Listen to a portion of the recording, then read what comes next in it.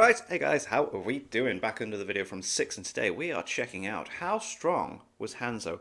Now, before we get into this, I feel like, Hanzo must have been pretty damn strong. We didn't get to see how strong he actually was within the series itself. But when you take into effect that Jiraiya, Tsunade, and Orochimaru were all named the Great Sannin because, well, they were named by Hanzo, that they were given that title by him because they put up such a good job of fighting him and weren't able to beat him. All three of them together couldn't beat Hanzo, so he must have been pretty damn powerful. So yeah, let's get into this. Check out my Etsy shop and Patreon page. What made the Sannin so strong? Sure, they had a lot of different techniques and are always compared to other strong shinobi like the Kage, but how did they really establish their reputation in the ninja world? The answer begins with Hanzo the Salamander, the former leader of the village hidden in the rain. Today we'll be going over exactly how strong Hanzo was back in his prime whenever he was leading the rain village. I've had a lot of people request this in the comments, and personally I didn't find Hanzo to be too interesting at first, but the more I looked into it, the more I realized how slept on this guy has actually been. Like with my other videos, I'll be primarily sticking to manga and direct supplementary materials like the data books and fan books, but I'll include some anime material too where it's applicable, while I roughly go over how strong he was and explain his fighting style and abilities. Before getting started, I'd like to ask if you could leave a like on the video and subscribe. I have a ton of other how strong is or how strong was videos on my channel you can check out after this one. With that being said, let's start by going over what really went down between Hanzo and the Sannin. As most of you probably know by now, Hanzo was a prominent shinobi from the Land of Rain who founded the Hidden Rain Village and dreamed of uniting all 5 great nations under his rule. As most of you probably agree, uniting all 5 great nations who are constantly at war and conspiring against each other would be a nearly impossible task. Yeah, goddamn, that is one hell of a thing you're trying to do. The closest anyone's ever gotten to this was Naruto during the war arc, but even then that was only because of the massive threat presented by Obito, Madara, and Kabuto, who the Kage had to join their forces to even take on. This would obviously require somebody incredibly strong, and Hanzo just might have been the man to do it if he hadn't dulled, quote unquote. This eventually led to the Rain Village taking part in the Second Shinobi War, where Hanzo eventually encountered and fought the Sannin, who at the time were just Leaf Jonin, Orochimaru, Tsunade, and Jiraiya. A lot of people are familiar with the outcome of this fight, but tend to overlook the actual context of the battle. For one, Hanzo was by himself facing an entire platoon of Leaf Ninja Jesus. led by the Sannin, and everyone there had been killed but them. And the only reason this battle was even considered an accolade for them was because Hanzo was just really impressed by them managing to survive his onslaught, and in turn decided to spread stories about their strength and bravery. So if anything, the real conclusion here would be that Hanzo can easily stop the 3 Sannin at any time. A lot of people will point out that this encounter occurred during the Second Shinobi War, and the Sannin were much younger than when they actually appeared in the series. And while it's true the Sannin would later go on to greatly improve their skills as shinobi and expand their arsenals, if Hanzo fought them when they were closer to their physical prime, Tsunade during part 1 remarks that Kabuto's skills exceeded her own in her prime, referring to her time in the Second War. While Tsunade was rusty at this point before reigniting her will of fire, even when she did, it's implied in the second data book that she simply returned to the level of strength she was at back when she fought Hanzo during the Second Shinobi War. So they were at their peak condition against Hanzo. We also get similar implications of physical decline in Orochimaru's case, with his fear of aging constantly being alluded to with his remarks towards Hiruzen during their fight, before he tells us outright that he invented the body transfer jutsu to get around the inevitable physical decline that comes with aging in the real world in Naruto. While we don't have the same direct implications of physical decline in the case of Jiraiya, he expressed outright inferiority to Hanzo after hearing Pain defeated him and expressing utter disbelief at the notion that anyone could defeat a shinobi like Hanzo. This is also after mastering his Sage Mode and encountering opponents like Orochimaru, Kisame, and even Itachi. He finds it unbelievable that Hanzo could ever be defeated. If you think Jiraiya is the strongest Sannin, then this would obviously just scale Hanzo over the other two Sannin. Yeah, but if you definitely. don't think that, you have to at least think that Jiraiya is relative to the other two Sannin through all the narrative implications that they're all around the same level. Sources like the second Fen book have also compared Hanzo to other legendary shinobi like Sakamo, Kakashi's father, the White Fang, and Minato the Yellow Flash, who have both been said to be stronger than the Sannin on many different occasions throughout the manga and data books. I just want to clarify it really quickly. This last bit is not meant to imply that he is literally invincible or superior to Itachi or comparable to Minato. This all I'm just using to imply that he is at the very least beyond the likes of any Sannin we've seen individually. This would easily make Hanzo one of the strongest characters in the series and the ninja world at large during his day.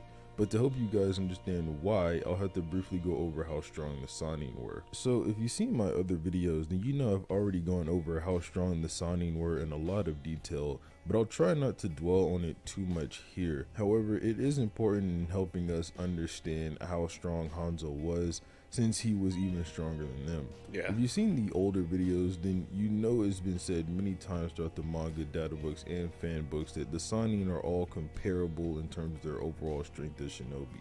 This means they're all comparable to the Orochimaru, who was able to fight on par with old Hiruzen during part 1. A lot of people like to point out that Hiruzen was mentally nerfed and holding back for most of the fight. However, it's made clear many times in the second data book that Orochimaru was also holding back They were both holding back. Neither of them were going all in around during the fight. It's also indicated in many sources outside of the fight that Orochimaru is stronger and more talented than Hiruzen, like the first data book, which says that Orochimaru is strong enough to declare that he is stronger than Hiruzen, and the anime profile guides where Ebisu questions if Hiruzen was really a match for him. This is incredibly impressive, seeing as Hiruzen, even as an old man while at a disadvantage against Orochimaru, is considered by many sources like Kabuto, who spied on all 5 nations and the data books, to be the strongest of the 5 Kage. This would by extension also mean Hanzo is superior to the Kage and most other shinobi in the world. I also want to point out that in chapter 120, we see mentally nerfed Hiruzen doing combat with both Edo Tobirama and Edo Hashirama, and an onlooking Anbu seeing the high-level ninjutsu contest says that this is what it takes to be Hokage. That's important because Kabuto's statement directly says that the Hokage's reputation is to be the strongest of the 5 nations, meaning that mentally nerfed Hiruzen, if anything, should also still live up to this reputation and be stronger than the 5 Kage at the time. You can also maybe stretch this to the war arc whenever Hiruzen interacts with the Guru statue and the 5 Kage couldn't defeat it, considering that the data book says this is where his professor title is fully on display, which also comes from his reputation, and the 5 Kage said that they have been throwing big attacks at Guru. Although, to be completely fair and to be completely transparent, the 5 Kage were drained from fighting Madara, and that's one hell of a fight to, it's one hell of a person to have a fight against, to then try and do something against this after the fact. Like, Jesus freaking Christ, the guy was like offering to throw Susanos on top of clones and that, the guy just was a menace. While they did get a heal from Tsunade, it's virtually unquantifiable how much that heal was actually for. That is all obviously under the assumption that you think Edo Hiruzen is weaker than or as strong as alive Hiruzen. This is also supported by the many comparisons made between the Sannin and the Kage, that they were just as strong as the Kage at the time, if not stronger. This is also supported by other stuff I've gone over in the past, like Orochimaru killing Rasa, the 4th Kazekage, and all the implications that the Sannin were considered the strongest ninja at the time of part 1. I mean, to kill one of the Kages, that's something, isn't it? Jesus Christ, considering, like you said, they're meant to be, representative of the strongest people within the villages. It's also pretty crazy if they hold this reputation for just having survived a fight with Hanzo. However, this just brings us the question of how much stronger is Hanzo than the Sannin. And the answer comes with his battle with Nagato, which requires us to talk a bit about Hanzo's prime, quote unquote. Okay. Like many other characters in Naruto, such as Hiruzen and the Sannin and Itachi, Hanzo also had a prime, but while the decline of the people I just mentioned was for physical reasons, the circumstances behind Hanzo's decline was much more complex. During his fight with Mifune, Kishimoto often uses an analogy of a dulled blade to explain how Hanzo losing sight of his goal and resolve as a shinobi caused him to decline as a shinobi. It's even implied the only reason he lost to Pain was because of this decline, which Nagato himself also says. Hanzo standing a chance against Pain can also depend on how you interpret Sage Jiraiya's performance against Pain. While Pain was clearly superior to Jiraiya during their fight, he clearly struggled to beat him with the weekly release of the manga. Yeah, it's true. Like, it wasn't just a completely one-sided, like, backhanded, like, don't even bother with me, mate, kind of thing. It was, yeah, he did have to make some effort. And saying as much as the Jiraiya nearly defeated Pain with his Toad Song Genjutsu, and Hanzo was superior to Jiraiya, he may be capable of doing the same or better against Pain in his prime. I do want to point out really quickly that I'm not saying Jiraiya is superior to Pain or even at the same level as Pain. Simply that Jiraiya, if all 6 Pain bodies were out and he used the Toad Song Genjutsu, may have been able to pull off a victory there. Maybe. Not that he actually scales the Pain or is as powerful. The last thing I want to touch on before I get into Hanzo's abilities are some small misconceptions about how strong he was. Some people take the context surrounding his fight with Pain further and attempt to use his encounter with Nagato to compare him to the rejuvenated Nagato who pressed Naruto and B after using the latter's chakra to restore his body. While this may mean Nagato regained the physical capabilities he had against Hanzo, all that happened in their first encounter was Nagato rescued Konan. Hanzo snared him with a fire style trap he'd already set up. Nagato still got away and then summoned the Ghetto statue to fight for him before Hanzo evaded his chakra dragon and escaped. So there isn't even a way to physically scale Hanzo to prime Nagato, quote unquote. Nagato's mastery over the Rinnegan was also pretty questionable at this stage, as it's implied Obito taught him how to use its abilities, and before that we'd only ever seen him use it instinctually. So Hanzo's encounter with Nagato ultimately doesn't go anywhere for either of them. Some people also try to take statements from Chiyo out of context by saying she and Hanzo were rivals in the past, but all she says is that when the rain battled the sand, she would heal people after he poisoned them within her capabilities as a medic. So it doesn't mean like she could go up and like, yeah, she made sure everyone was alright after Hanzo just went around and just backhanded everybody. She's like, oh, I got you. It's not like she went up and fought Hanzo, like, you know. It also wouldn't make much sense as Hanzo doesn't ever acknowledge Chiyo's skills as a shinobi like he did with the Sannin just for surviving an actual battle with him. And she, like most other ninja, is considered to be inferior to the likes of the Sannin. So with that being said, it's very clear Hanzo was well beyond the likes of the Kage, and he may even have stood a better chance against Pain than Jiraiya did if he fought him in his prime. So that brings us next to Hanzo's abilities. Like many other shinobi who are hailed as the strongest in the world, such as the Sannin, Hiruzen, and the other Kage, Hanzo also has a very diverse and unique arsenal which really suits him as the leader of his own territory, the hidden village in the rain. His techniques mainly are derived from his affinities for poison, his salamander, and his use That's why he wears the mask, doesn't it? So it doesn't affect himself. Of terrain-based combat underwater and with fire-style traps. Like his name suggests, Hanzo the Salamander was known for his use of salamander poison, which he himself produces thanks to the poison sac he had implanted inside of him as a child. Because of this, Hanzo himself is toxic and needs to wear a breathing mask in order to prevent the toxin from affecting him and anyone who breathes within the vicinity of Hanzo. He, interestingly enough, also has a resistance to toxins because of this, including his own. However, while his salamander poison could affect him if he gets reckless, he has been shown to carry an antidote with him.